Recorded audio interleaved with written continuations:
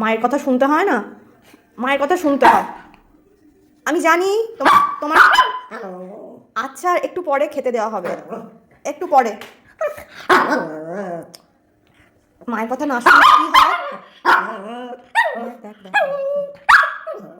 দিদুন দাদুন আদরে বাদর করেছে, দেখো দেখো, দিদুন দাদুন আদরে পুরো বাদর করে দিচ্ছে।